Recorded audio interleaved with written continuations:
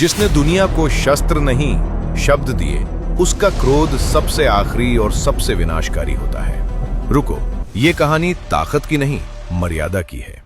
ब्राह्मण, जिसे लोग सिर्फ पूजा पाठ से जोड़ देते हैं, पर इतिहास कुछ और कहता है।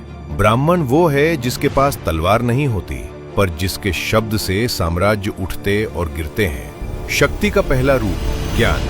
वेद कहते हैं, ब्रह्म जानाति इति ब्राह्मणः, जो ब्रह्म को जानता है वही ब्राह्मण है।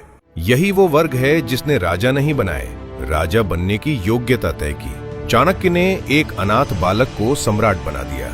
शंकराचार्य ने भारत को 4 दिशाओं में एक सूत्र में बांध दिया, बिना एक भी सेना के। जब ब्राह्मण क्रोधित हुआ, इतिहास गवाही देता है, ब्राह्मण का क्रोध क्षणिक नहीं होता, वो निर्णयात्मक होता है।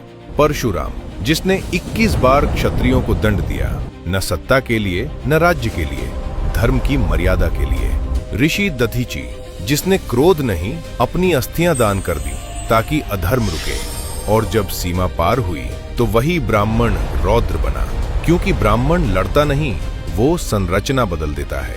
उसका शाप केवल व्यक्ति को नहीं, वंश और काल को बदल देता है। रावण विद्वान था पर मर्यादा भूला, परिणाम विनाश। ब्राह्मण की शक्ति क्रोध में नहीं, संयम में है। इसलिए वेद कहते हैं, ज्ञान जब मौन रहता है तो दुनिया चलती है, और जब ज्ञान बोलता है तो इतिहास बदलता है। ये वीडियो किसी से श्रेष्ठ होने के लिए नहीं है, ये याद दिलाने के लिए है कि जिस समाज ने तुम्हें ज्ञान दिया, उसे कमजोर समझने की भूल मत करना।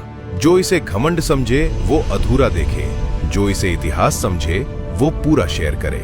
अगर आप मानते हो कि ज्ञान सबसे बड़ी शक्ति है, तो कमेंट में लिखो, नॉलेज इज रियल पावर।